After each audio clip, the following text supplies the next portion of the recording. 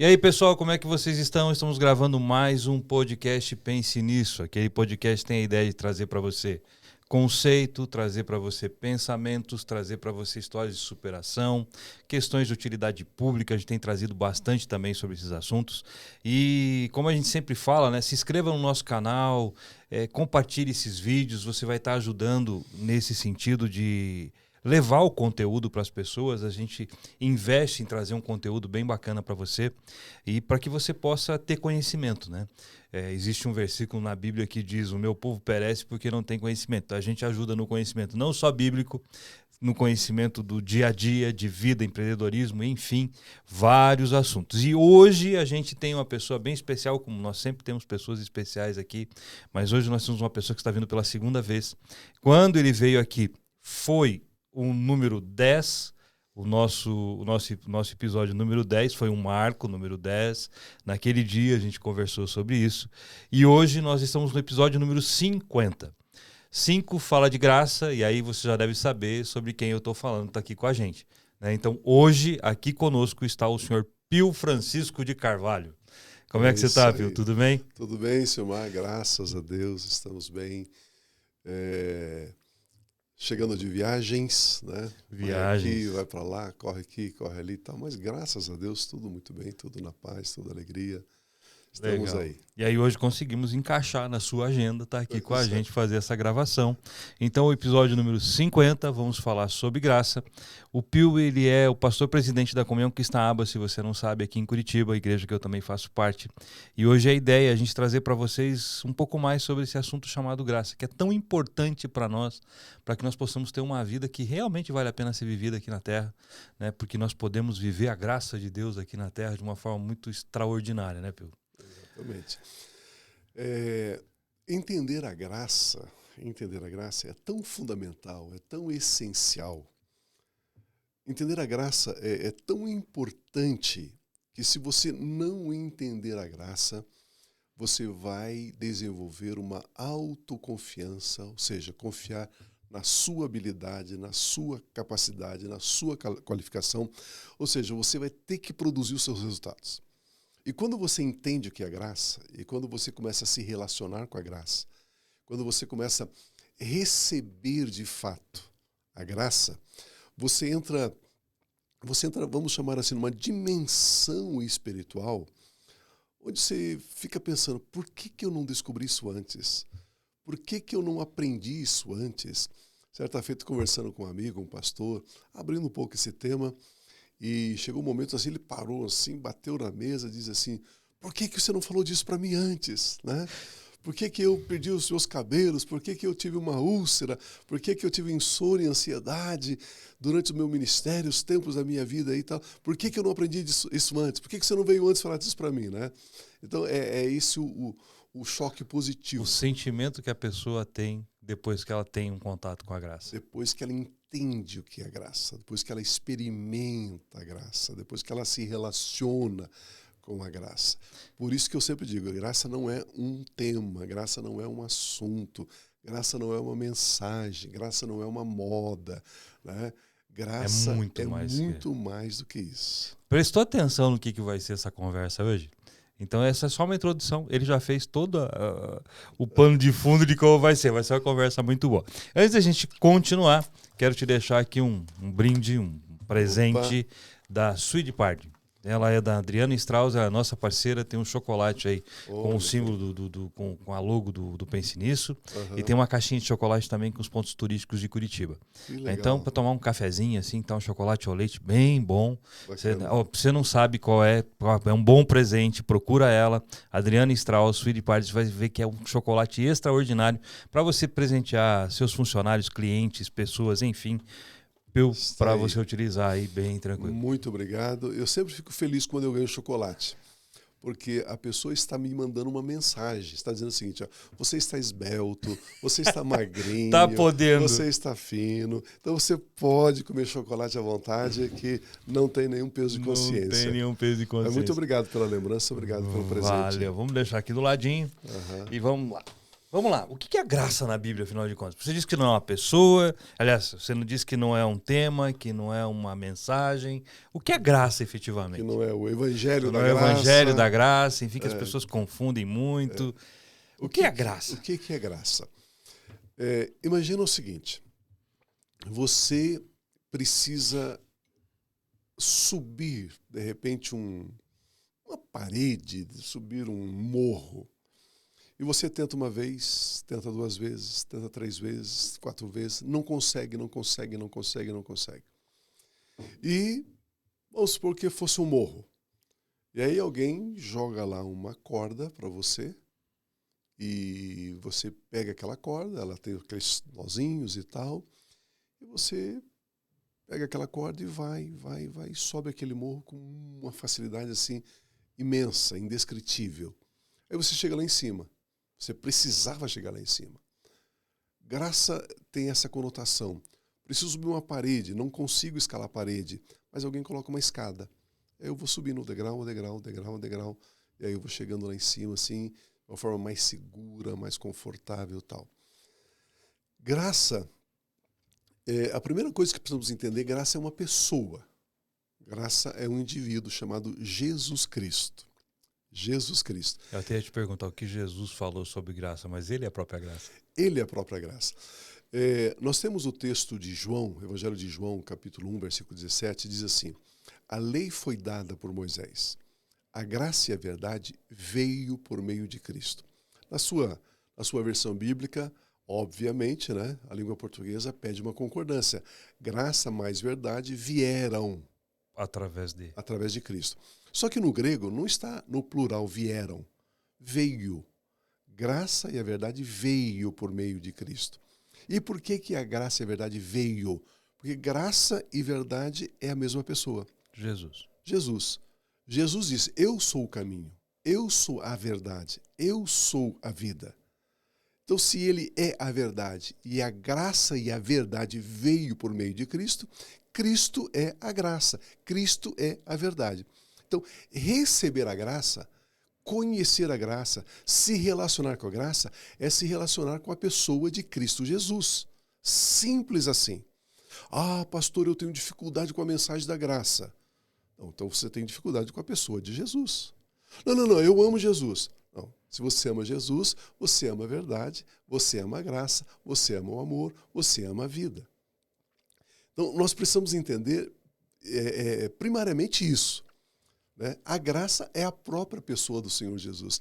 Ele veio como graça, ele veio como dádiva. Porque o que é graça? Graça é um presente, graça é uma dádiva. Caris é um dom, é uma dádiva, é um presente que alegra, um presente que consola, um presente que conforta, um presente que supre, um presente que atende. Por isso que João 3,16 diz: Deus amou o mundo de tal maneira que deu. A palavra dar ali é graça, é didome, é graça. Então, a graça nos foi dada, ok? Então, o que é graça? Graça é a pessoa de Jesus que nos foi dada pelo Pai, motivado pelo amor. Deus é amor. Tudo que Deus faz, Ele faz por amor. Tudo o que Deus faz, Ele faz por amor. A energia, o combustível de Deus é amor. Só que a palavra amor ali é o amor ágape. O que é o amor ágape? É o amor que não busca os seus próprios interesses. É o amor que não pede nada em troca. De vez em quando eu brinco, eu digo assim, olha, é impossível você frustrar Deus. É impossível você decepcionar Deus. E alguns pregadores, alguns pastores ficam loucos comigo, né? Mas o que você está dizendo? Como Sou cristão, assim? Está vivendo em pecado e está decepcionando Deus. Não está decepcionando Deus. Por quê? Porque o amor de Deus é o amor ágape. O amor de ágape não pede nada em troca. Se não pede nada em troca, não tem como eu frustrar Deus. Ele não espera nada de mim, Não espera nada de mim. Se ele esperasse algo de mim, que poder eu tenho de conseguir devolver tudo aquilo que ele me dá, né? Impossível. Né? Aí Então, não seria graça. aí não seria graça. Eu estaria trabalhando numa outra linha. Uma outra linha. Que seria a lei. A lei. Eu tenho que fazer algo para. Uhum. Só que parece lógico, mas também parece maluco. Uhum. Né? Uhum. Eu acho que é isso que gera tanta dúvida na cabeça das pessoas. É que as pessoas, elas precisam entender que são 2 etapas. A Bíblia diz em Romanos capítulo 5, aqueles que recebem a abundância da graça e o dom, a dádiva da justiça, reinam em vida. Então, é impossível eu viver uma vida cristã abundante e vitoriosa sobre a terra sem que eu passe por esses dois momentos. Receber a abundância da graça, mais a dádiva da justiça. Quando eu recebo a graça e a justiça, eu sou colocado numa posição, num estado, num status de poder reinar em vida, de poder abrir, fechar, ligar, desligar, receber a vida abundante. E o que é receber a abundância da graça? Receber a abundância da graça. A graça é uma... Explica esses dois tópicos, a abundância e a justiça. O que são? O que é receber essas duas coisas? Receber a abundância da graça, a palavra receber no grego ali é lambano. Lambano é pegar, é se apropriar, é possuir, é obter, é ter. Isso é meu. É meu. Eu recebo a abundância da graça. Esse se apropriar da abundância da graça, porque a graça, ela se manifesta, ela se expressa de várias maneiras. Por exemplo, eu posso ter a abundância da graça para a salvação, porque pela graça eu sou salvo. Ou seja, eu não faço nada para ser salvo. A salvação é um presente, não é conquistada por suor, por nada. É um presente a salvação. A salvação é Cristo. Cristo foi presenteado e se eu recebo Cristo, se eu recebo esse presente, eu sou salvo. Pela graça sois salvos mediante a fé em Cristo. Agora eu posso receber a abundância, ou seja, mais um aspecto da graça, eu posso receber para a minha vida financeira, para a minha vida de saúde, para a minha vida familiar, para exercer governo. São a multiforme graça. São as várias formas da graça. Eu não tenho tipos de graça, eu tenho manifestações de graça. Manifestações, expressões porque da graça. Porque algumas pessoas dizem, quais são os tipos de graça? Não, graça é uma, porque é uma pessoa. É uma pessoa. Né? Só que daí eu tenho as manifestações dela. Isso, são as expressões da graça. As expressões da graça. Por exemplo, algumas pessoas conheceram Jesus como mestre. Outras pessoas conheceram Jesus como médico, que as curou. Outras pessoas conheciam Jesus como o poder que libertou. Aquele que trouxe pão. Outros, aquele que saciou. Né? Então, são vários os aspectos da pessoa de Jesus, do ministério de Jesus. Assim é a graça. Aí você recebe a abundância da graça, aí você recebe a dádiva da justiça. O que é a justiça? Justiça é o estado perfeito que Adão tinha antes da queda. Ele estava num lugar chamado justiça. Por isso que graça é uma pessoa, amor é uma pessoa, justiça é uma pessoa. Porque tudo se resume em Cristo. E essa pessoa é Cristo. Essa pessoa é Cristo. Ele é o alfa e ele é o ômega. Ele é o princípio e ele é o fim. E uma coisa interessante, só para a gente brincar um pouco aqui. A Bíblia, né, todo o Velho Testamento foi escrito em hebraico. Okay? Vamos resumir assim, em hebraico. E todo o Novo Testamento foi escrito em grego. Ok, tem aramaico, mas resumindo, grego. E quando a Bíblia diz assim, que Jesus é o alfa e o ômega, o princípio, o fim, não é meio estranho se Jesus, sendo judeu, se a lei e os profetas estão ali com os judeus, a salvação vem dos judeus, disse o próprio Senhor Jesus, por que ele não disse assim, eu sou o Aleph e o Tav, que é a primeira letra do alfabeto hebraico e a última letra do alfabeto hebraico. Mas ele pegou a primeira letra do alfabeto grego e a última do alfabeto grego, sendo que os gregos são gentios. Deles não são as promessas, deles não são os profetas, deles não originaram o Filho de Deus, Jesus. Eita. E por que aparece então no grego e no hebraico? Por quê? Porque a lei foi dada no hebraico. Só que a graça foi dada no grego. Foi dada para os gentios. Foi dada para nós. Por isso que ele é o alfa e o ômega. Por isso que ele é o princípio e o fim. Por isso que tudo se resume nele. Então, a lei foi dada em hebraico por Moisés. A graça e a verdade vieram por meio de Cristo. Está no grego, que era a língua dos gentios, que era a língua corrente muito forte naqueles dias sobre a face de toda a terra. Aliás, você sabe muito bem disso, né? Você estudou grego, você sabe que 40 e tantos % do nosso vocabulário é grego. É grego, hoje praticamente. Nós falamos grego sem saber que estamos falando sem grego. Saber, né? Principalmente foi parte da medicina, então, Tudo grego. Tudo grego. E aí, quando você pega a palavra amor, que é o amor ágape, né, que refere-se ao amor divino, o amor perfeito, o amor essencial, esse amor, ele não pede nada em troca. E a expressão deste amor é graça. A manifestação desse amor é graça. Então, ele nos dá algo que não merecemos. Isso é graça. Isso é graça. Ele nos presenteia, ele nos outorga essa vida gloriosa, essa vida abundante. Quando eu recebo isso, eu sou colocado na justiça. Eu sou colocado no estado perfeito. O que é justiça? É estar diante de Deus, Deus Pai, sem nenhum sentimento de culpa. A justiça me traz uma posição. Me dá uma posição. Me traz uma posição, sem condenação. Nenhuma condenação há para os que estão em Cristo Jesus. Sabe o que me deixa assim, pensativo, um pouco pensativo e tal? E às vezes eu fico pensando assim, como que eu posso explicar isso? Como que eu posso ensinar isso? Hoje os nossos púlpitos, Brasil e fora do Brasil, sempre está focando o que você não deve, o que você não pode, da onde você tem que sair, o que você tem que largar, abandone o pecado, abandone a maldade, você não pode fazer isso, você não pode fazer aquilo e tal. Só que Jesus Cristo veio nos dar uma vida abundante. Nos dar uma vida abundante. Imagina que você subiu uma colina, e lá em cima tem um platô enorme, imenso. Naquele platô ali tem fontes de águas, tem árvores frutíferas, tem um clima maravilhoso, tem um ambiente maravilhoso, tem todo o suprimento, tudo.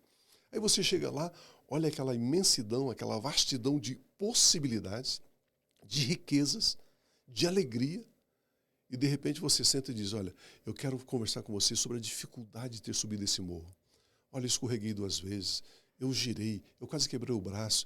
A pessoa fica olhando e diz, tá, mas por que você fica considerando isso e não comece a desfrutar, a descobrir, a explorar tudo que está aqui em cima? Então o evangelho hoje é isso. Eles ficam batendo na tecla a vida do pecado, o que o diabo está fazendo, como o diabo está agindo, e cuidado com isso, cuidado com aquilo, cuidado com o pecado, cuidado com a inveja. Olha, tem que se humilhar, olha o orgulho, olha a soberba, porque se você não fizer uma corrente, Deus não vai te prosperar. Se você não fizer o jejum de 21 dias de Daniel, então você não vai alcançar abundância. Mas eu já estou em Cristo. Aquele que está em Cristo já é uma nova criação. As coisas velhas já passaram. Eu já estou em Cristo. Então eu preciso aprender a explorar esta vida nova, abundante, que já é minha. Talvez eu não acerte o versículo certinho, você deve saber ele melhor que eu, mas tem um versículo que eu fiquei impressionado no dia que eu vi ele, que diz assim, que todas as promessas que eu tenho na Bíblia, em Cristo eu tenho sim. Uhum. E o amém é dado por mim para a glória dele. E o amém o que é? É o lambano. Eu só preciso receber. Ou seja, esse platô lindo e maravilhoso, em Cristo ele já é meu. Já é meu, ele já me colocou lá. Se fosse não pode, estaria escrito não pode tocar, mas não está. Não está. Todas as promessas de Deus na palavra, em Cristo eu tenho o sim. Meu Deus. Eu preguei uma mensagem esses dias, né? E aí gera uma certa confusão porque os religiosos estão aí. Né? A mente religiosa, né? É a mente da performance, é a mente da barganha com Deus. Eu jejuo 3 dias, ele me abençoa. Eu levo o meu dízimo na igreja, eu levo minha oferta, aí ele vai repreender o devorador e vai me abençoar. É religião. Tem que fazer. Tem que subir um morro. Tem que subir um morro. Essa é a religião. E aí quando você diz assim, todas as promessas feitas por Deus já têm um cumprimento em Cristo. Então você não precisa ir atrás das promessas, você precisa abraçar Cristo. Silmar, as pessoas precisam entender, não só cristãos, todos, né? Você que, de repente, é espírita, você é umbandista, enfim, não importa a sua religião. A única coisa que precisamos entender é que precisamos receber Cristo. Se eu recebo Cristo, eu tenho todas as promessas cumpridas nele. Ou seja, eu tenho acesso a todas as promessas porque eu estou em Cristo. Antes, no Velho Testamento, as promessas eram conquistadas, alcançadas por esforço. Faça isso que você alcança essa promessa. Faça isso que você alcança essa promessa. Basta você ler Deuteronômio 28. Né? Tudo, se você cumprir fielmente, se você obedecer. Né? Tem até uma música, né, que as pessoas cantam. Né? Se você fielmente obedecer os mandamentos, então ele vai fazer. Ou seja, promessas condicionais. Faça isso, tem isso. Tem isso, causa e efeito. Só que agora em Cristo eu tenho sim. O que eu faço? Porque eu tenho um tesouro preciosíssimo chamado livre-arbítrio. Então eu uso do meu livre-arbítrio e digo amém. Eu recebo, lambano, é meu. Olha uma coisa maluca que as pessoas não entendem, é fé. Graça e fé, fé e graça. Não entendem. Imagina o seguinte, lá na frente, lá na rua, está estacionado o seu carro. Aí você termina aqui o seu trabalho, você pega a chave do seu carro, você vai lá, abre a porta, entra, dá partida e vai para onde você tem que ir. Você precisou de fé para isso? Só fiz. Fé. Tava lá, estava disponível, você, estou com a chave na minha mão, levanto e vou. Você tem duas coisas. Você tem conhecimento, você sabe dirigir, e uma outra coisa que você tem, você é proprietário do carro. Ele é seu. Se é seu, você não precisa de fé para usar ele. Se em Cristo eu tenho sim, eu não preciso de fé. É meu. Pô, aí você chutou a canela de todo mundo que está assistindo aí. A gente já conversou sobre isso algumas vezes, mas quem está assistindo não viu isso. Não é por fé, é por conhecimento. É só usar. Meu povo perece por falta de conhecimento. Então, presta atenção. Não é por falta de fé. Não é interessante a coisa dessa? É super interessante. Só que dá um nó na cabeça. Eu dirijo meu carro. Dá um nó. Porque é meu. E por que é meu? Porque eu sei que é meu. Eu conheço que é meu. Porque existe um documento que está no meu nome. Jesus, ele diz assim para o Pai: Pai, terminei a obra que me deste. Eu dei-lhes a tua palavra. Uau, que palavra? A palavra que disse, haja luz e houve luz. A palavra que disse, né, haja separação entre dia e noite, né, entre águas e firmamento, a parte seca e a parte úmida. Essa mesma palavra que criou todas as coisas, ele diz, ó, eu dei a palavra. Se eu sou proprietário da palavra, o que eu preciso? Só usá-la. Por que crente está correndo atrás de bênçãos se já é abençoado? Paulo, escrevendo aos Efésios, ele diz, ele já nos abençoou com todos os tipos de bênçãos nas regiões celestiais em Cristo. Então, eu estou nele, ele está em mim, eu sou membro do corpo dele, eu sou o raminho, ele é a videira, a seiva, a vida que está no tronco está em mim. Este conhecimento me faz desfrutar. Isso é graça. Isso é viver a vida abundante. A vida abundante não é conquistada. Crente fazendo a quinta da vitória, a quarta da vitória. Meu irmão, você é louco. Você é maluco e atrás de culto da vitória? Se a Bíblia nos diz em Coríntios, mas graças a Deus que nos dá a vitória por meio de Cristo. A vitória é um presente, é uma dádiva, é graça. A vitória não é conquistada. Crente querendo conquistar a vitória. Se você quiser fazer qualquer obra para ser abençoado pelo Pai, você está desprezando, desonrando aquilo que Jesus fez. Mas isso está muito relacionado, provavelmente, a uma questão cultural, uma questão de aprendizado, aquilo que a gente está acostumado a, eu preciso fazer para ter. Desde criança, na grande maioria das pessoas, é essa cultura que é incutida na cabeça. E aí que entra aquela questão que eu preciso realmente nascer de novo. Uhum. Porque se eu não nascer de novo na minha maneira de pensar, eu não vou conseguir... É a história do odre velho com vinho novo, né? Eu vou colocar algo extremamente novo, extremamente poderoso dentro de mim que não vai conseguir aceitação.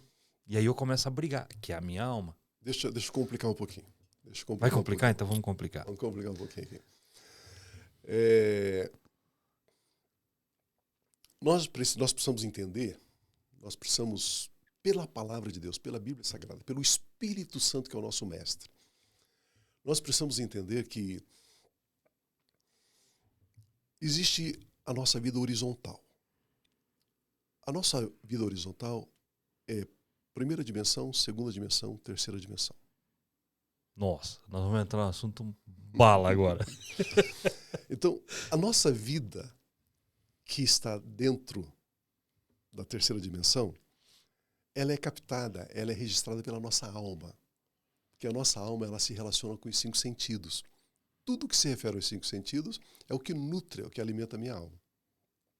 E eu me relaciono, eu tenho uma alma, ele me deu uma alma. Eu sou espírito, alma e corpo. Então eu estou ali, tenho a minha alma. A questão é que quando eu nasci de novo, quando eu conheci a Cristo, quando Cristo me conheceu, quando ele me salvou, quando ele me redimiu, ele fez uma nova criação. Se ele fez uma nova criação, ele não pode me fazer uma criação somente dentro da terceira dimensão como eu era. Porque senão eu vou estar no mesmo plano Senão e na mesma condição. Plano, na mesma condição. E aí não é novo. Novo significa algo que nunca existiu. Tudo se fez novo, as coisas velhas ficaram para trás. Para se tornar novo, é algo que foi criado, não reformado. É algo que não existia. E o que ele fez? Ele disse para Nicodemos, Nicodemos, se você nascer da carne, você é carne. Terceira dimensão. Nascer do mesmo lugar, horizontal, mesmo efeito. Mesmo efeito. Né? Aí até que a doutrina, por exemplo, da reencarnação, que muitas pessoas acreditam aí e tal. Por que eu não creio na reencarnação? Porque Jesus falou assim, ó, aquele que é nascido de carne é carne. Se eu pudesse nascer, morrer, 10 vezes, todas as vezes seria o mesmo, carne. Não teria evolução. Não tem evolução. O que é nascido da carne é carne. Não tem como nascer e evoluir, nascer e evoluir, nascer e evoluir. Não tem. Impossível. Né? Nascido da carne é carne. Ok. Mas é necessário nascer do espírito. Nascer do espírito, então, tem que ser na 4ª dimensão. E o que é a 4ª dimensão? Já que é para complicar, vamos chutar o pau da barraca de vez. Tem que ser na 4ª dimensão. Porque vai falar em 4ª dimensão, galera, o que ele está falando, meu Deus do céu? Quando eu estou me relacionando com as coisas terrenas, as coisas materiais, matéria, é através da alma. É através da terceira dimensão. Mas se eu quero me relacionar com as coisas do espírito, não pode ser com a alma. Não pode ser com o intelecto. Não pode ser com a razão. Tem que ser com o espírito.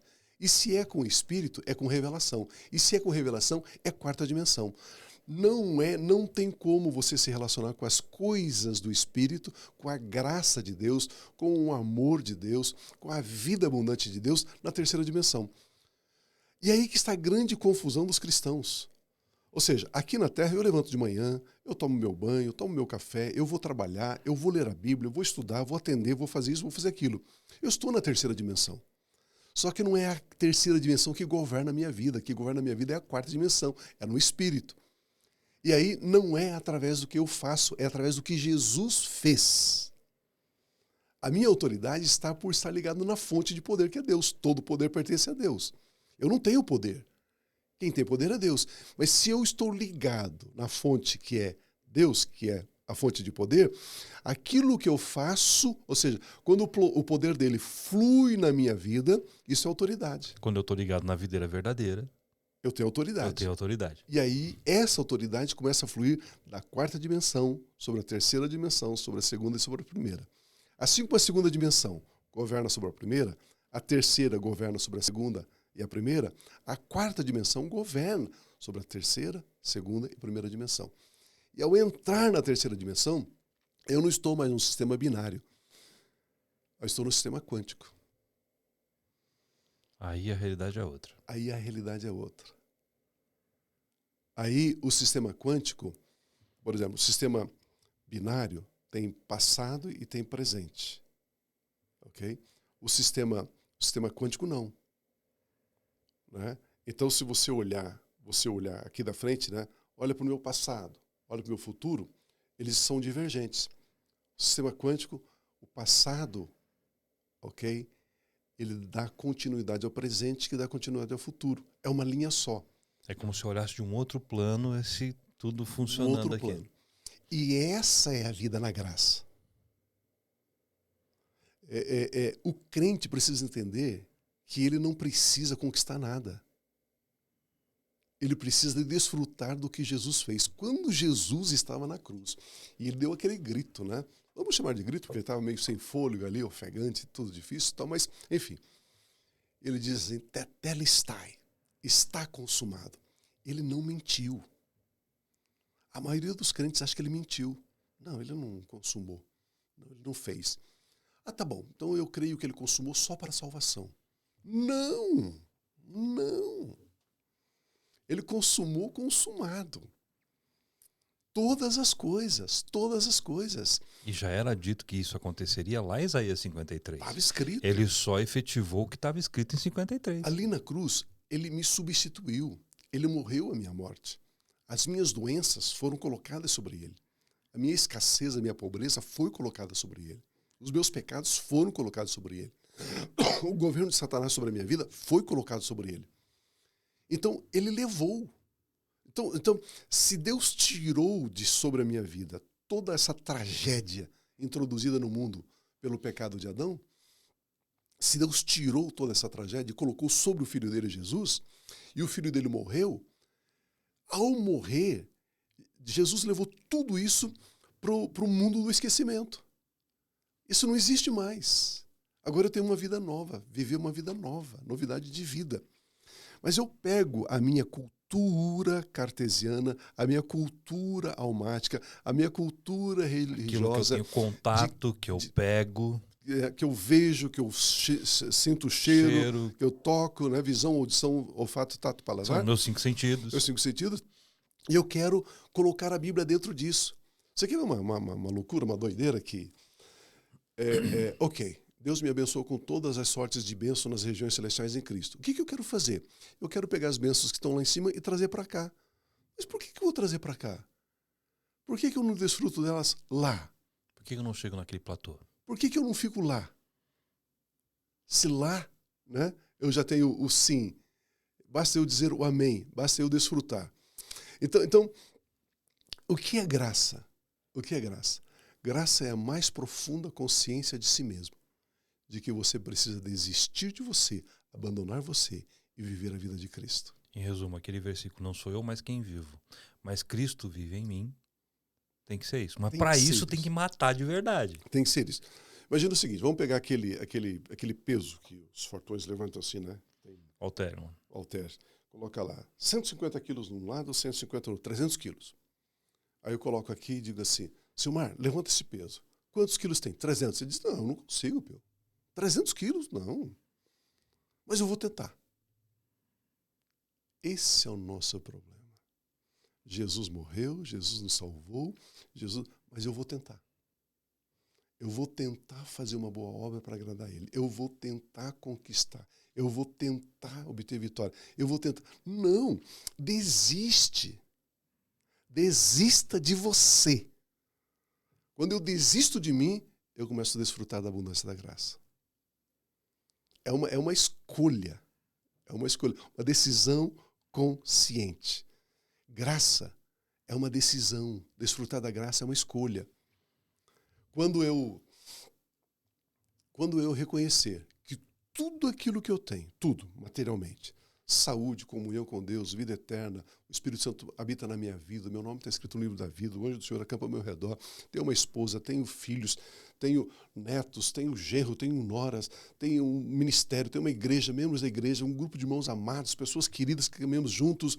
Quando eu entendo que tudo isso foi me dado, eu nunca conquistei nada, eu começo a saber o que é graça. Se eu acho que conquistei alguma coisa, a Bíblia chama isso de soberba, altivez. E a Bíblia diz, Deus resiste aos soberbos, mas Ele dá graça aos humildes. O que é ser humilde? É reconhecer que tudo que eu tenho, tudo. Eu sou empresário de sucesso, tenho uma mega empresa, e agora a empresa cresceu, eu comprei 2 aviões, eu tenho um iate, eu tenho não sei o quê. Graça é quando eu reconheço que tudo que eu tenho foi me dado por Deus através dos méritos de Cristo. Ou seja, os 2 milhões de seguidores que vão ter no podcast aqui, não fui eu quem fiz, foi Deus quem fez. Ele. Foi Jesus quem fez. Foi Ele. Está declarado já, 2 milhões. É Ele. É Ele quem dá. Não é o nosso trabalho. Não é o nosso trabalho. Aí as pessoas dizem assim, pastor, se você fala mal dos dízimos, eu nunca falei mal do dízimo. Eu quero colocar o dízimo no seu devido lugar. Ele não é uma ferramenta de barganha, né? Não. É uma ferramenta de reconhecimento. Pastor, se o senhor tenta, né, restringir a linguagem do dízimo, da oferta na igreja, como que a sua igreja é sustentada? Né? A minha igreja é sustentada por Jesus. Não é pelas pessoas. Aquela história, né? Você chega e fala, qual é a sua fonte de renda? Aí o cara começa, né? Cita umas 4, 5, né? 4, 5. A minha uma só, meu Pai Celestial. Pronto. Não tenho 2, 3 fontes de renda. Então, tá, e aí Jesus pega o dinheiro e deposita na sua conta. Deus abençoa pessoas através de pessoas. Aí as pessoas entendem, constrangidos pelo amor, de ter recebido a graça, ter recebido a abundância, a salvação, a vida eterna, a saúde, tudo isso. E aquilo que vem às mãos delas, elas olham e dizem, puxa, eu sei que isso aqui não foi conquistado por mim. Foi Deus quem me deu. E ao entender isso, eu digo assim, aí eu vou dizimar, aí eu vou ofertar. Aí eles são constrangidos pelo amor. E aí então o que eles vão fazer? Eles vão honrar. Deixa eu colocar um pensamento aqui bem simples. Bem simples. Vamos imaginar que eu estou lhe dando esse copo aqui. Silmar, abre a mão, por gentileza. Só com a mão aberta. Esse copo é seu? Eu te dei. É seu? Não. Porque alguém pode vir e pegar. Agora fecha a mão e segura ele. Segura ele. Esse copo é seu? Ainda não. Por quê? Porque você não agradeceu. Somente é seu aquilo que você agradece. Se você dizer assim, Pio, eu estou grato por esse presente. Agora ele é seu. Agora ele é seu. Obrigado pelo presente aqui, Pio. Você pode usar esse copo? Não. Você não pode. Porque você só usa, desfruta daquilo que você honra. Se você não honrar, você não vai desfrutar. Não vai. E qual seria a forma de honrar? Qual seria a forma de honrar? Por exemplo, os recursos financeiros que entrou na minha mão, a maneira de honrar a Deus, reconhecendo que veio dele, dizimando, ofertando. Dizimando e ofertando. Ao trazer o meu dízimo, eu estou honrando. Eu estou enaltecendo, estou glorificando, estou dizendo assim, Deus, a tua palavra diz que o maior abençoa o menor. Eu sou o menor e foi o Senhor que me abençoou. E o reconhecimento, a honra, eu estou lhe trazendo o dízimo. Eu estou lhe trazendo as ofertas. As minhas expressões de gratidão, de louvor, de exaltação. E aí, a partir desse momento, eu posso desfrutar de tudo aquilo. Daquilo que ele me deu. Agora, se eu não trouxer o dízimo, eu estou dizendo, não. O maior abençoou o menor, mas no meu caso aqui não foi. Fui eu que produzi isso. Fui eu que conquistei. Foi o meu braço, foi a minha força, foi o meu network, foram as minhas habilidades, foi os meus diplomas. A minha formação que me trouxe esses recursos financeiros. Aí então eu não dizimo. Aí então eu não reconheço. Aí então eu não honro. Não dizimar é dizer, Deus, eu não preciso de você. Dizimar é dizer, Deus, eu reconheço que tudo o que eu tenho veio das tuas mãos. O que é graça? Graça é quando eu reconheço que tudo o que eu possuo foi me dado, nada foi conquistado. E aí eu estou reconhecendo isso, estou desfrutando e estou vivendo isso. Aí você entra num circuito, né? É como se fosse uma espiral ascendente. Aí você vai movimentando, ela vai crescendo, ela vai subindo, ela vai crescendo, ela vai crescendo, ela vai crescendo. Às vezes você fica olhando assim e fala, meu Deus, mas quanta bênção, quanta graça, quanto favor. Você olha para a família abençoada, a família saudável, a família, sabe, ajustada, alegria. Olha para os netos, todos saudáveis, todos felizes. Aí você olha para as suas finanças, né? Tem abundância. Olha para a sua empresa, para o seu trabalho, para o seu ministério. Você fica olhando assim e fala, Deus. Como pode, né? Como pode, Deus? Aí Deus olha assim e diz, olha, é o meu filho. Ele diz, eu venci o mundo, foi ele que venceu o mundo. Nele você é mais que vencedor. Ele é herdeiro de Deus. E nele eu me torno co-herdeiro. Nele eu posso todas as coisas, porque é ele que me fortalece. Nele. Tudo é Jesus. Tudo é Jesus. Eu tenho uma gastura quando eu mando algumas pessoas mandam lá, frases, o que Abraham Lincoln disse, o que Voltaire disse, o que Billy Graham disse, o que Moody disse. Eu não quero saber o que esses caras disseram. Eu quero saber o que Jesus disse. Essas frasezinhas de Instagram, de não sei o que, irmão, deixa isso pra lá. Você diz, pai, obrigado por esses homens, pela vida que eles tiveram. Mas eu não me relaciono com eles. Eu me relaciono com Jesus. É Jesus. É Jesus Cristo, Filho de Deus. Ele é o Filho amado. Só existe um homem na face da terra que Deus ama. Só existe um homem na face da terra que ele ouve as orações. E é Jesus. E através dele, através de Cristo, o acesso ao Pai. E Paulo diz assim, né? Como se ele estivesse gritando, né? Ei, eu faço de tudo para ser encontrado nele, ser achado nele.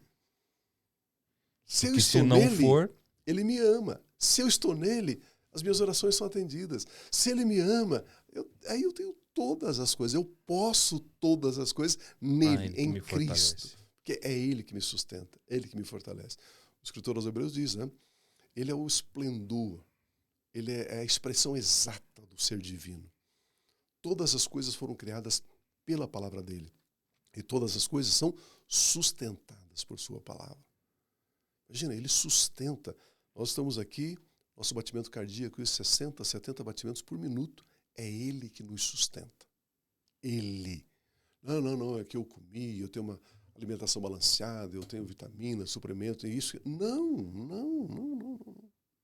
É ele que me sustenta. Então, essa clareza é necessária para nós desfrutarmos de uma vida abundante, para nós desfrutarmos da graça do nosso Senhor Jesus Cristo.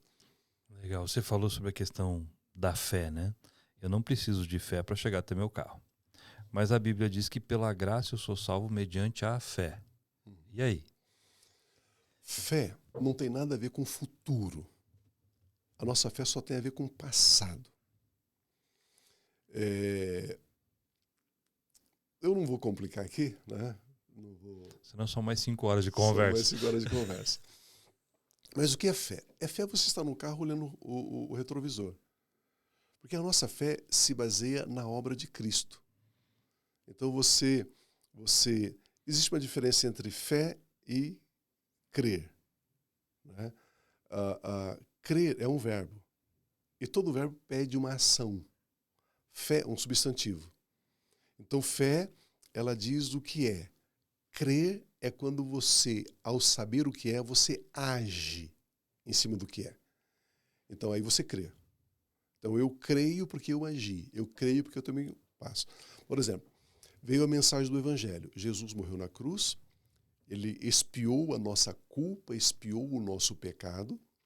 E por ter expiado, purificado eu e você do nosso pecado, então agora eu sou salvo em Cristo. Então eu tenho a mensagem, eu creio. Mas agora a fé me fez receber a mensagem. Agora eu creio. E ao crer, significa que eu vou agir em cima disso. Agora eu tenho condutas, eu tenho um comportamento. Então, pela graça, você é salvo por meio da fé. A fé na obra do que Jesus fez. E agora, então, eu creio e por crer, eu digo. Por crer, eu vivo. Por crer, eu faço. Aí eu tenho o verbo crer, que é o verbo que pede ação. Então, o substantivo fé me faz ter contato com essa mensagem. Uau, legal. Ela agora, abre o universo. Abre o universo. Agora eu creio. Por isso, com o coração se crê. Com o coração se crê para a justiça. E com a boca eu declaro.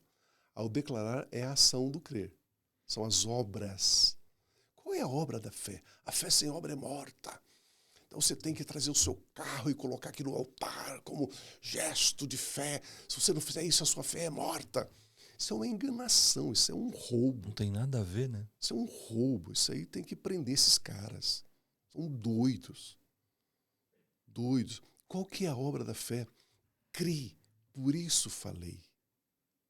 A obra da fé é falar. Gênesis capítulo 2, versículos 1 e 2.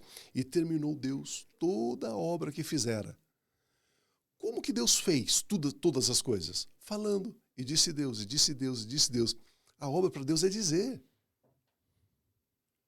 Então, a fé sem obra é morta. Qual é a obra da fé? Dizer, crie, por isso falei. Quando eu declaro a verdade da palavra, quando eu declaro o texto da palavra, quando eu declaro a minha fé em Cristo Jesus, quando eu declaro a minha dependência de Cristo Jesus, quando eu declaro que sem Ele nada sou, nada posso fazer, Ele é o caminho, Ele é a verdade e a vida, eu não vou ao Pai se não for através dEle.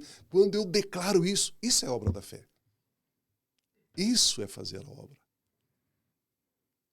E aí eu estou semeando palavras de vida. A palavra é semente. E se eu semeio a semente, ela vai germinar. Se ela germinar, eu vou colher. E vou colher o quê? Vida. Colher vida, colher o que contém a semente. Eu vou colher a abundância dessa semente. Dessa semente. Que eu estou semeando, que é a própria palavra de Deus. E a palavra é o próprio Cristo. É o próprio Cristo. Então, quando eu semeio a palavra, eu semeio o Cristo, eu colho o Cristo e fica tudo dentro desse looping que você falou, nessa ascendência. Nessa ascendência. É simplesmente extraordinário, né? Se você consegue perceber isso, né? E consegue viver isso de maneira efetiva, né? Tem o versículo, né, que a minha graça te basta. Né? A minha graça te basta. Mas o que é esse negócio da minha graça te basta? É o que você está comentando, né? A minha graça basta. Vamos colocar 1000 pessoas num culto, uma igreja. E eu vou lá na frente e digo, quantos vieram aqui para receber uma bênção? A maioria deles vão levantar a mão. Eu fico pensando assim, como que vocês vieram aqui para receber uma bênção se vocês já são abençoados? Mas isso é pegadinha, né? Pois é. Mas só que é o que a maioria das pessoas pensam. É. E aí, então, as pessoas levantam a mão porque foram ao culto receber uma bênção. Mas o que é culto? Culto é cultuar. O que é cultuar? Cultuar é oferecer, dar. Então, não é receber. Não é receber. Então você não veio aqui para cultuar a Deus, para celebrar a Deus, para honrar a Deus. Você veio... Então é você o centro. Isso é humanismo, isso é materialismo, isso não é cristianismo. Não é cristianismo. As pessoas estão na igreja achando que estão cultuando, adorando, não estão nada. Estão nada. Estão enganadas.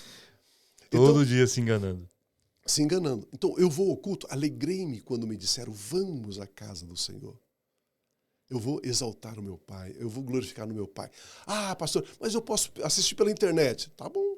A hora que aparecer uma propaganda de pizza pela internet, você olha e está satisfeito. Você não precisa comprar a pizza e comer. Apareceu na telinha para você, tá bom? Então, por que você tem que ir no culto? Ué, porque você não tem que comer a pizza também? E por que você tem o culto? Porque se eu disser que eu amo a Deus a quem não vejo, e eu não amo o meu irmão a quem vejo, eu sou mentiroso. Como que eu posso dizer que eu amo meu irmão só pela telinha? Você não tem comunhão com ele, Não né? tenho comunhão, eu não vou servir o meu irmão. Se eu não sirvo, eu não sou do corpo. Imagina, eu vou tomar um copo de água. Vou pegar esse copo d'água e vou tomar.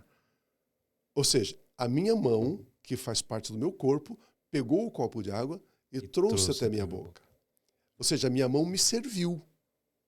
Então a minha mão é membro do meu corpo. Ela faz parte. Ela faz parte. Eu corto a minha mão, deixo ela separada aqui. Ela vai colocar água na minha boca? Ela vai me servir? Não. Então não está no corpo de, pastor, eu sou desigrejado, porque a igreja é estrutura de homem, a igreja é só uma... Meu irmão, cuidado. Cuidado. As portas do inferno não prevalecem contra a igreja. O Senhor Jesus vem buscar a igreja. Você precisa estar inserido na igreja. Você foi batizado no corpo, na igreja. Você precisa servir a igreja. Membro somente é membro se ele serve. Se ele não serve, ele não é membro. Está desconectado. Está desconectado. E se está desconectado? Então eu estou indo ao culto celebrar, bendizer, honrar, glorificar, servir meus irmãos, ter comunhão com meus irmãos, abraçar os meus irmãos, sorrir, cantar com eles, ajudar. Um ao outro ajudou e disse, anima-te. Fortalecê-lo na fé, na esperança, erguê-lo mais e mais. Aí nós, como corpo, estamos nos fortalecendo, estamos fazendo aquilo que o Pai Celestial, através de Cristo, nos pediu para fazer. Alguém que está ouvindo a gente assim, de repente quer começar a estudar, quer começar a ler sobre graça na Bíblia, começar a entender isso, qual seria a tua orientação? Assim, porque faz muito tempo que você estuda, faz muito tempo que você ensina. o passo a passo, ele às vezes é complicado, mas a pessoa quer estudar. O que ela precisa fazer para começar a ter um crescimento na palavra? Tipo assim, eu me converti agora, como é que eu começo a ler a Bíblia? Como é que eu começo a buscar isso? Aonde eu busco recurso? Como é que eu faço? Aham. Acabei de conhecer Jesus. Meu conselho é: esteja inserido numa igreja. Esteja inserido numa igreja. Porque ali você vai ter uma mensagem bíblica, cristã, pura, genuína. Não é nenhuma mensagem com um anzol querendo fisgar você, amarrar você, manipular você, controlar. Não. É servido a comida. Jesus multiplicou 5 pães e 2 peixinhos e sobrou. Entende? É quando a comida sobra, quando você serve. Então, congregue, esteja junto. Depois, é necessário ler a palavra de Deus. Comece no Novo Testamento. Comece no Evangelho de João. Leia o Evangelho de João 1, 2, 3, 4, 10 vezes.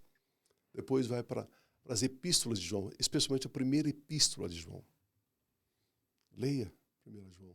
Depois venha para Mateus, Marcos, Lucas, João. Depois Atos. Depois volte novamente para João. Volte novamente para a primeira epístola de João.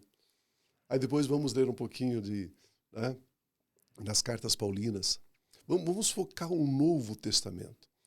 Você está falando sobre o próprio Cristo. É. Não que no Velho Testamento não tenha Cristo, mas é um Não. pouquinho mais complexo.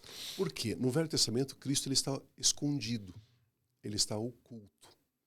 Quando Jesus morre e ressuscita, ele vai com os 2 discípulos para o caminho de Emaús, estavam indo na estrada de Emaús, e ele então abre as Escrituras e começa a dizer, pelos profetas, pelos salmos, que estava escrito a respeito do Cristo. Só que estava oculto.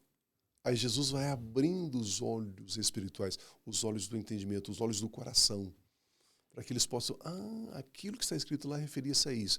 Então, o Velho Testamento é lindo, é maravilhoso se você achar Cristo, se você descobrir Cristo. Se você não descobrir Cristo, o Velho Testamento é uma coisa horrível. É violência, é traição, é morte, é guerra, é uma coisa horrível. Agora, se você ali encontrar Cristo Jesus, aí é maravilhoso. Por exemplo, Sansão. Sansão é é uma figura de Cristo. Mas ele casou com uma prostituta, casou com uma mulher de outro povo. O que Jesus veio fazer? Ele veio fazer o quê? Né? Procurar e salvar os que estavam perdidos, na miséria, justamente na tragédia, os perdidos. Os perdidos. Né? Então nós somos um tipo de Dalila. Aí ele vai lá, arranca as portas de uma cidade, coloca na cabeça, vai lá em cima e joga a porta. O que ele está dizendo? As portas do inferno não prevalecem contra a igreja. Aí ele vai e morre lá entre 2 colunas e destrói lá. E na sua morte ele trouxe a libertação para Israel. O que Jesus fez? O que Jesus fez? Na sua morte ele nos salvou das cadeias das trevas, da opressão, do império das trevas. Então, é um tipo de Cristo. E quando eu entendo isso, como foi que Sansão nasceu, foi grávida? Veio um anjo e anunciou. Como Maria foi grávida? Veio um anjo e anunciou. Enfim, se eu entendo toda essa história enxergando Cristo, esses tesouros escondidos ali, é maravilhoso o Velho Testamento. Se não, porque fulano proclamou um jejum. Olha um texto aqui, eu fico, sim, às vezes meio irritado. Vamos fazer um jejum no Brasil. Porque a Bíblia diz, se o meu povo que se chama pelo meu nome, se humilhar, orar, jejuar, babar, e não sei o quê, bater a cabeça na parede. Eu ouvirei dos céus e perdoarei. O que você está falando, meu irmão? Você perdeu o juízo. Usar um texto desse para aplicar para a igreja do Senhor Jesus? Primeiro o texto disse, meu povo. Nós não somos povo. Nós somos filhos. Nós somos membros da família de Deus. Já não sou povo.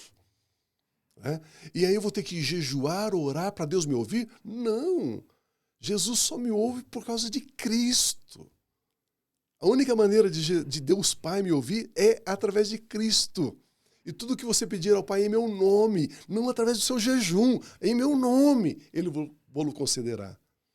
Qualquer outra coisa que não seja isso é maligno. É maligno. Você está desprezando Jesus, está desonrando Jesus, você está marginalizando Jesus, jogando Jesus na vala da religião. Não pode ser assim. Não pode ser assim. Imagina a pessoa traz dízimo e oferta na igreja, porque aí ele vai repreender o devorador. Eu nem sei o nome daqueles gafanhotos lá. O gafanhoto migrador, o devorador, o cortador, o espolhador, sei lá. Todos os words da vida. Os gafanhotos da vida e tal. E os crentes trazem um dízimo na igreja com medo de Deus liberar sobre eles uma maldição. A maldição, liberar sobre eles os gafanhotos. Você imagina que vida horrível. Imagina que tragédia de vida cristã é essa? Faço por medo, não por amor. Faço por medo. Sabe? Mas agora eu estou em Cristo. Eu sou membro do corpo de Cristo. E aí, como eu disse, né, tudo aquilo que Ele me deu, como forma de honra, de gratidão, de adoração, aí eu trago meu dízimo, trago minha oferta. É uma outra perspectiva. É a perspectiva da graça, é a perspectiva do amor, é a perspectiva da verdade, da realidade que encontra em Cristo Jesus. Eu anotei aqui um texto, deixa eu mencionar aqui para você. Eu gostei muito dele. O texto diz assim, ó, Jesus falando, eu peço por eles, não peço pelo mundo, mas por aqueles que me deste, pois são teus. Jesus orando ao Pai, aqui em João 17. Tudo que tenho é teu, Jesus está falando. E tudo que tens é meu. E eu tenho sido glorificado por meio dos meus discípulos. Tudo que o Pai tem é de Jesus. Tudo que Jesus tem é do Pai. Essa é a cumplicidade do ser. Ok. Aí a gente chega para um cristão e diz assim, escuta, que pedido você gostaria de fazer para Deus? Não, é o seguinte, a Bíblia diz, né?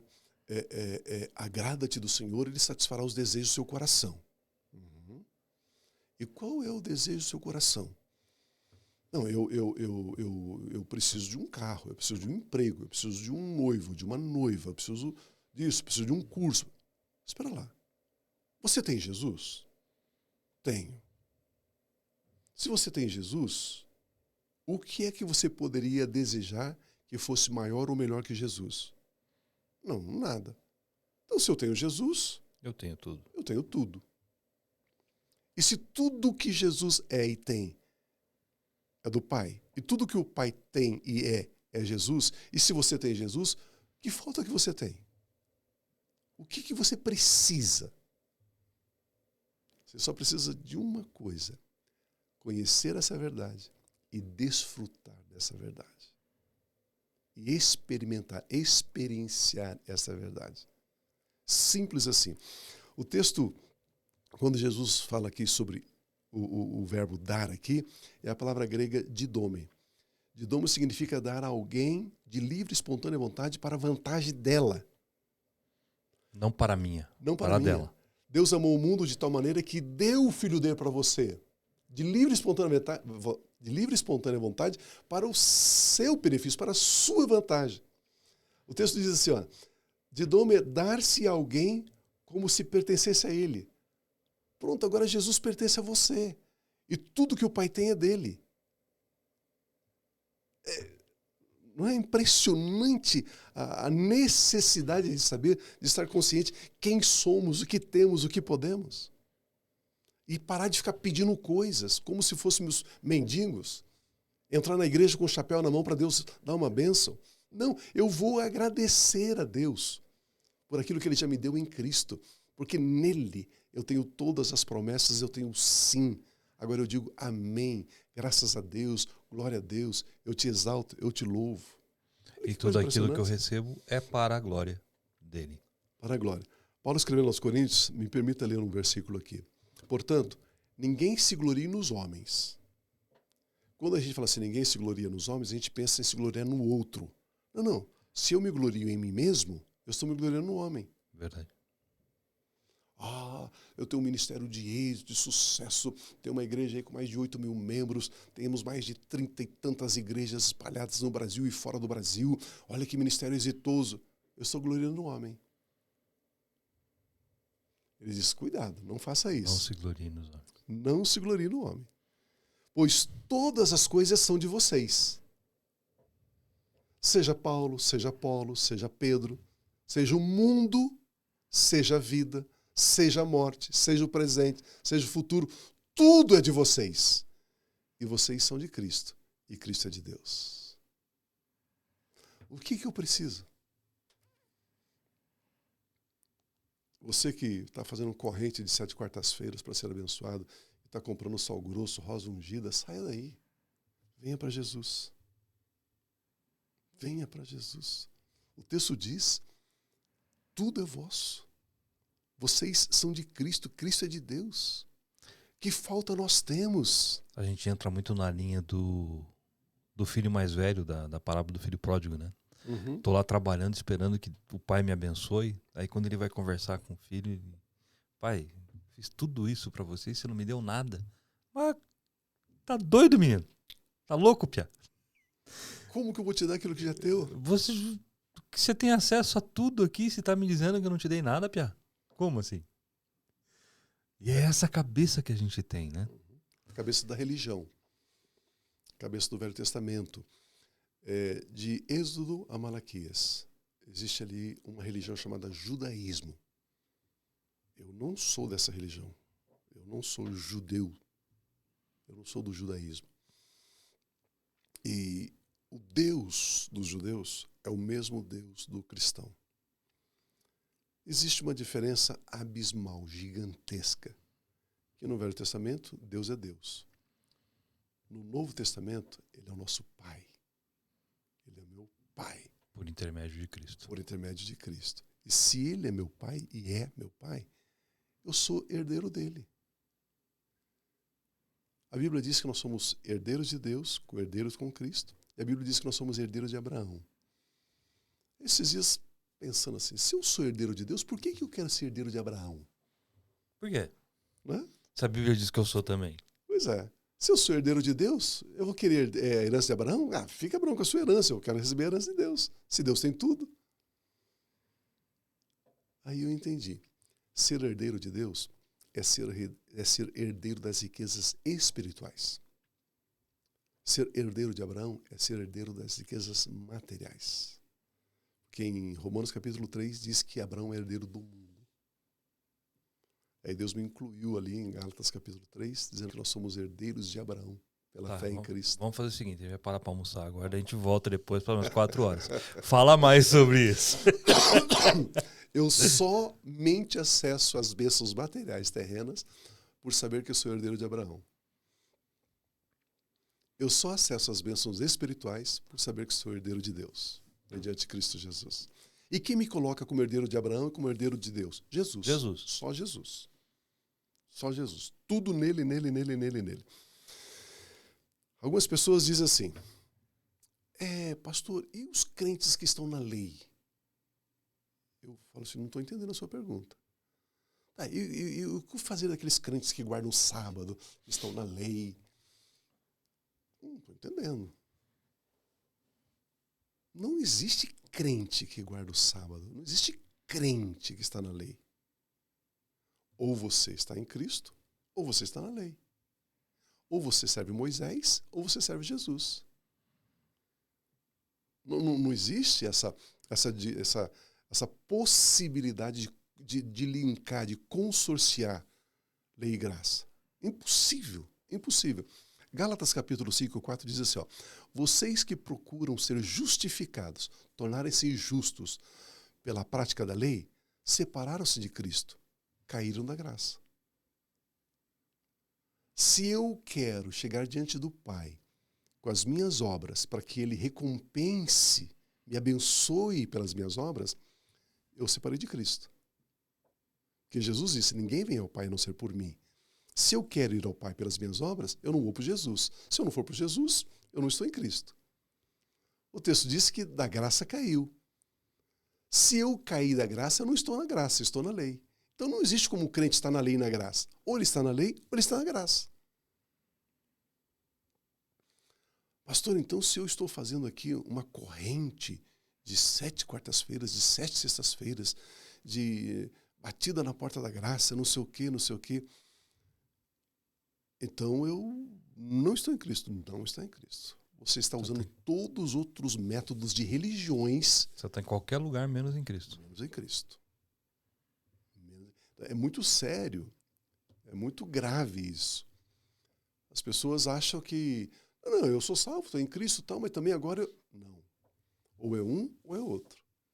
Não tem mistura. Senhor, em teu nome expulsamos os demônios, curamos os enfermos. Eu tinha um ministério grande, eu tinha uma rádio, tinha um canal de televisão, tinha isso, tinha aquilo. Em teu nome fizemos tudo isso. Eu não te conheço. Não tem enxerto, né? Não tem. Não tem como você ficar enxertando. Não. É uma semente pura. Pura. Tem que ser. A tal da história da semente da mostarda, né? Uhum. Você não consegue enxertar nada. Nada. Tem que ser puro. Jesus, puramente Jesus. Só e Jesus. Pronto. E fechou. Só Jesus. E alguns líderes até dizem assim, mas se eu começar a pregar essa questão da graça, se eu começar a ensinar isso aí e tal, aí eu vou ter uma igreja de pessoas relapsas, indiferentes, vagabunda. Já que isso não vai me abençoar, aquilo não vai me abençoar, aquilo não vai me abençoar, então eu não vou fazer mais nada. Mas aí é o contrário. O apóstolo Paulo diz assim, olha, eu trabalhei mais que todos os apóstolos. E quem é Paulo? O arquiteto da graça. Aquele que construiu a graça, a revelação da graça. Ele diz, eu trabalhei mais que todos os apóstolos. De repente ele para e diz assim, na verdade nem fui eu que trabalhei, foi a graça de Deus em mim. Ou seja, quando eu entendo a graça, eu sou constrangido, eu sou impelido por gratidão, por honra, por amor. Quando eu entendo graça, eu sou levado pelo próprio Espírito de Deus a expressar, a manifestar o meu louvor, a minha honra. Eu faço isso com boas obras. Qual a diferença de boas obras e obras mortas? Obras mortas quando eu faço para merecer. Boas obras quando eu faço porque Ele já me deu. Ele já me abençoou. Ele já me fez. Aí eu faço. Essa é a diferença. E que baita diferença. Grande. Você falou agora há pouco sobre eu ter que, né, receber, eu tenho que honrar e tal. Agradecer e honrar. Agradecer e honrar. Isso quer dizer que eu tenho que praticar isso todos os meus dias. Pela manhã, quando eu acordo, o que eu faço com o meu dia? A Bíblia diz, este é o dia que fez o Senhor. Este é o dia que fez o Senhor. Se Ele fez esse dia, Ele está me presenteando. Ele me deu o dia. A única maneira de você se apropriar do dia, de você possuir o dia, é com gratidão. Pai, a minha gratidão pelo dia que o Senhor está me dando. Nesse momento o dia é seu. Ao ser seu o dia, agora você abençoa o dia.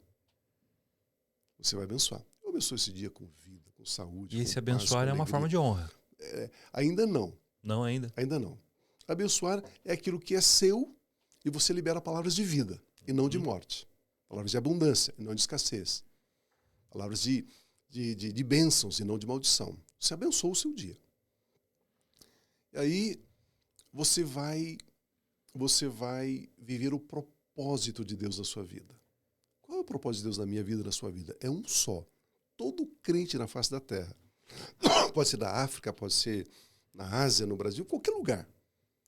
Todo cristão na face da terra só tem um propósito. O propósito é revelar Deus e revelar Cristo Jesus. Esse é o nosso propósito. Jesus diz assim, a vida eterna é essa, que conheçam a Ti, é o Seu Santo Filho. Então, para eu ter acesso à vida eterna, para eu cumprir o propósito de ter acesso à vida eterna, eu preciso revelar Deus. Eu vou revelar Deus. Esse é o nosso propósito. Esse é o propósito de Cristo, esse é o propósito da igreja, esse é o propósito do cristão. Dentro do propósito, nós temos um projeto de vida. Qual que é o nosso projeto de vida? Seguir Jesus. Jesus disse, se alguém quiser me seguir, né, então eu preciso seguir Jesus. E ao seguir Jesus, eu estou cumprindo o meu projeto de vida. O projeto de vida está dentro do propósito. E dentro do propósito, e dentro do projeto, nós temos nossos alvos, as nossas metas. Qual é a minha meta? Eu tenho que ir para a empresa, eu tenho que trabalhar, eu tenho que comprar, eu tenho que vender, eu vou viajar, eu vou estudar, vou fazer uma prova, vou fazer tudo que eu faço são objetivos, são alvos. Alvos. Eu vou comprar um carro, isso é um alvo. Quero comprar um apartamento, isso é um alvo. Eu estou trocando de emprego, isso é um alvo.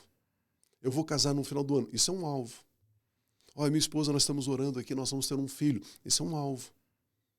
Isso não é propósito. Propósito é um só, revelar Deus e revelar Jesus às pessoas. E aí, agora que eu tenho isso nesse dia, eu abençoei esse dia, vou viver o propósito, vou viver o meu projeto, vou viver os meus alvos nesse dia, aí eu tenho que dizer assim, Pai, eu recebo das tuas mãos tudo que o Senhor já liberou para mim nesse dia. Tudo. Tudo eu recebo das tuas mãos.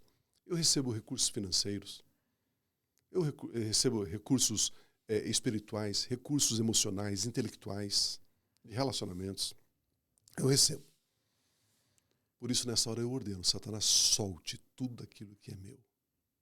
Poderes do inferno, solte em nome do Senhor Jesus. Solte.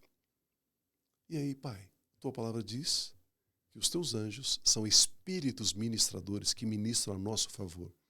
Libera os teus anjos para trazer esses recursos para nós. Na minha conta bancária, na minha empresa, no meu ministério, na minha igreja, no meu grupo familiar. Que os teus anjos tragam esses recursos. E nós recebemos isso com muita gratidão, Pai, em nome de Jesus. Então você recebeu o dia, você abençoou o dia, você reconhece que tudo aquilo que o Pai tem é seu. Você agradeceu por isso. Você agradeceu por isso.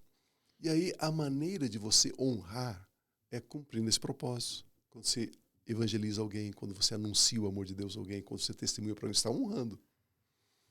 Você está honrando. Quando você abençoa alguém, quando você serve alguém, você está honrando. E aí você começa a desfrutar. As pessoas que estão nos vendo, cristãos que estão nos vendo, você dizimou a vida toda por medo dos gafanhotos aí. Faça o seguinte, dizima por honra, por reconhecimento, por amor. Pai, com gratidão. Tudo que veio às minhas mãos foi o Senhor que me deu, eu reconheço. Aqui está meu dízimo. Você começa a desfrutar de uma vida assim, fantástica, fabulosa nas suas finanças. Simples assim. Simples assim. Faz o teste. Faça o teste. Faça o teste. Faz o teste. Faça a prova. Faça a prova. Faça o teste. E outra, e se não mudar a sua vida financeira, eu sou um impostor, eu sou um falsário, eu sou uma coisa.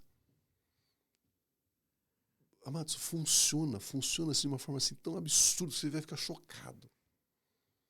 Um monte de coisa está travada, amarrada, que você está lutando. Como você está lutando para quê? Não, simplesmente receba, simplesmente honre, simplesmente caminhe por aí, você vai ver os resultados assim extraordinários, assim. Maravilhoso. Você vai ficar até constrangido de tanta bênção de Deus. Amém. Para nós encerrarmos, que mensagem você deixa para aquela câmera, bem no olho do pessoal que está assistindo a gente, assim? Que mensagem que você deixa para o pessoal? Eu sei que vocês querem mais tempo, né? Mas vamos encerrar por aqui, fica para a próxima. Né?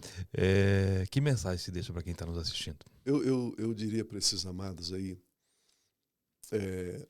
Deus resiste aos soberbos, Ele dá graça aos humildes. O que é ser soberbo? Ser soberbo é confiar em você mesmo, é depender de você mesmo. Ser soberbo é achar que você tem as respostas, tem a solução. Então, não seja assim. Diga, Deus, eu me arrependo, eu vou mudar de vida, eu vou mudar. E Deus dá graça aos humildes. Humilde é aquele que sabe que tudo que possui foi Deus quem te deu. Então, se eu sei que tudo que eu tenho foi Deus quem me deu, isso é humilde. Aí Ele dá mais graça. E graça sobre graça. E dia a dia, Jesus Cristo é Ele. Queridos, somente Ele. Somente Jesus. Você está congregando numa igreja por causa de Jesus. Você serve numa igreja por causa de Jesus.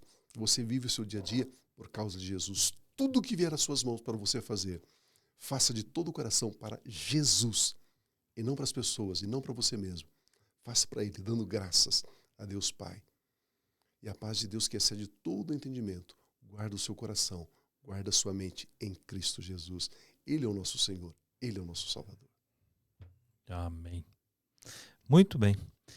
Bill, muito obrigado por estar aqui com a gente. Uma alegria. Né? Estamos aqui mais uma vez. Daqui a pouco vamos estar aqui de novo. Né? Muito obrigado mesmo. Para você que nos assistiu até agora, né? De novo, tenho certeza que você conhece alguém que precisa ver esse assunto, esse tema aí. Então, quero te pedir que você compartilhe esse vídeo, compartilhe esse link com todas as pessoas que você tem aí como amigos, conhecidos, parentes, enfim. Faça isso porque você vai estar abençoando a vida dessas pessoas. Também nos siga ali na parte de Instagram, TikTok, Facebook, Spotify, todos os lugares você vai poder ver esse tema, este assunto. Tá bom? Muito obrigado por você que esteve aqui até agora. Um grande abraço e até o próximo vídeo. Pronto, mestre.